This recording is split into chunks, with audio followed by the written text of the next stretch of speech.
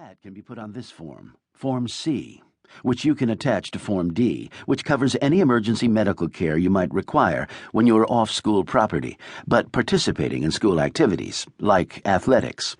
And if both your parents want to receive an audio cassette of the principal's non-denominational holiday address, they need to put an X in that box.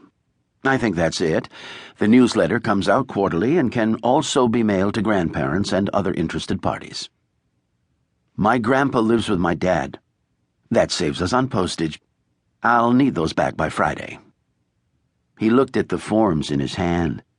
There it was in black and white, just how complicated his life had become.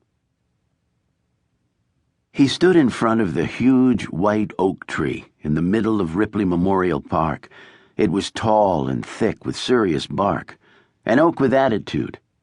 He cocked his head, stretched his long arms out, imitating the tree, and froze. He'd seen a street performer do this in New York City. The man drew a big crowd. Every so often the man would move, slightly.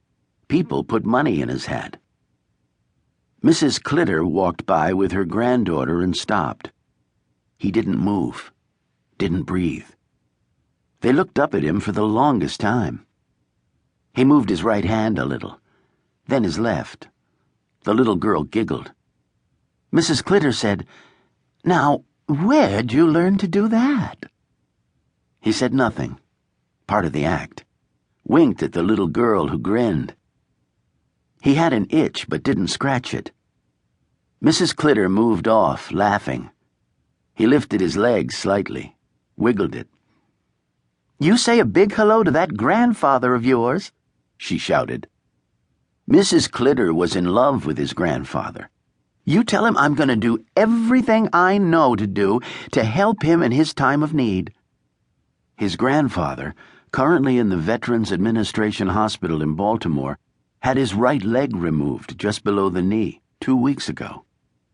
His grandfather usually hid when he saw Mrs. Clitter coming. This was harder to do with half a leg, but he was working on it.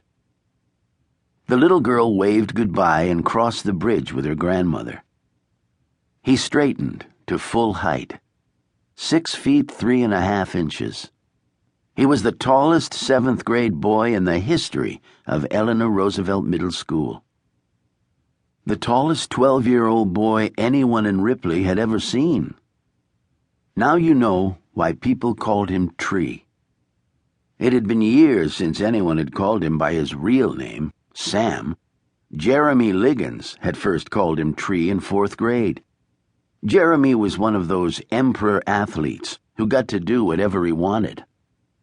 He'd stood on the baseball diamond and renamed half the class, like Adam named the animals in the Bible. Jeremy's friends got the cool names: Fire, Boomerang. When it came to non-athlete nobodies, the names got harder: Tree, Mole, Snot. He'd gotten used to the name, considered the white oak. Some of its roots protruded from the ground, fat roots that wound around rocks. He had studied the root systems of trees, figured if he was going to be called one, he should at least know how they worked. He'd learned this from his grandfather, who could fix almost anything except Tree's parents' marriage.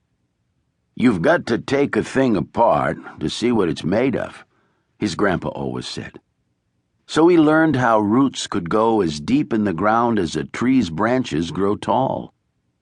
How they suck up nutrients from the earth, like a boy slurps a milkshake through a straw. How the bark protects the tree's insides, like skin protects people. How being a tree is the best thing going in the plant world. People expect trees to be strong and steady and give good shade. Tallness is packed with great expectations. He picked up his duffel bag, remembered what he'd forgotten to pack. Now that he was living every other week at different houses, he always forgot to pack something. His warm gloves were at his mother's house. His good sneakers were, too. He needed them for basketball practice, but it would take a lot more than sneakers to make him good at the game. He couldn't remember if he packed underwear. Probably.